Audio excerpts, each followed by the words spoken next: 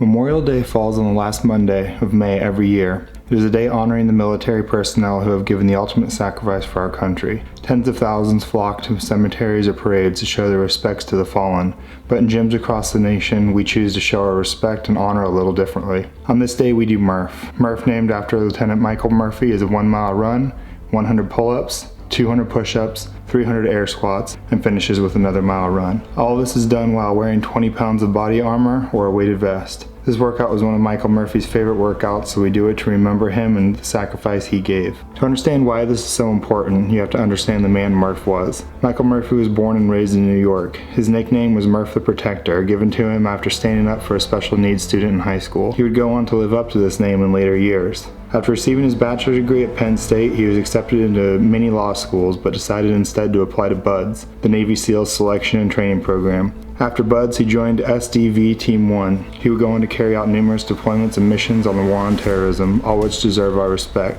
But the one he is most remembered for happened on June 28, 2005 during Operation Red Wings in the Kunar province of Afghanistan. Michael Murphy, along with Matt Axelson, Danny Dietz, and Marcus Luttrell, inserted into the Hindu Kush area of the Kunar province on June 27th on a reconnaissance mission. The morning of the 28th, their position was compromised when 3 goat hoarders stumbled on top of them. They were faced with the decision to either eliminate them, tie them up and leave them for dead, or let them free.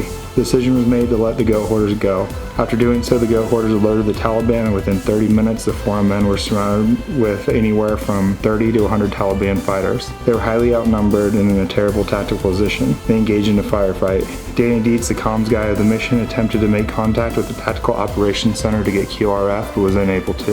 While trying to do so, Danny was shot in the hands, damaging his hands and the radio he was holding, leaving them without any possibility of establishing comms with base. They were continually pushed down the mountains, falling hundreds of feet at a time with their bodies smashing against the hard shale rocks of the Afghani terrain. All the soldiers had sustained some sort of injury: gunshots, shrapnel from the RPGs being launched at them, and broken bones from the repeated falls. Danny Dietz fell mortally wounded first, being shot out of Marcus Luttrell's hands as he was trying to carry him to safety. It was at this point that Murph, as the team leader, made a decision to walk out into the open gunfire to place himself on a tall rock where he could use a sat phone to call for QRF. While doing so, he was engaged by the enemy, sustaining shots to both his abdomen and back. During the call, he continued to fight. He made contact and asked for the QRF to get his men to safety. At the end of the call, while actively engaged in a gunfight, he ended the call with "thank you."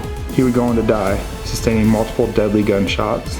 Matt Axelson soon fell mortally wounded as well after he and Marcus Luttrell were hit with an RPG. The QRF that Murphy called for was a Chinook helicopter full of 8 other SEALs and 8 Army Night Stalkers. Before landing, they were hit with an RPG, killing all of them. Marcus Luttrell would go on to crawl 8 miles with multiple broken bones, a shattered spine, numerous bullet wounds, and riddled with shrapnel to a local village. It was the actions of Michael Murphy that day that led Marcus Luttrell to eventually be rescued by a team of Army Rangers and pararescuemen. So today, we dig a little deeper.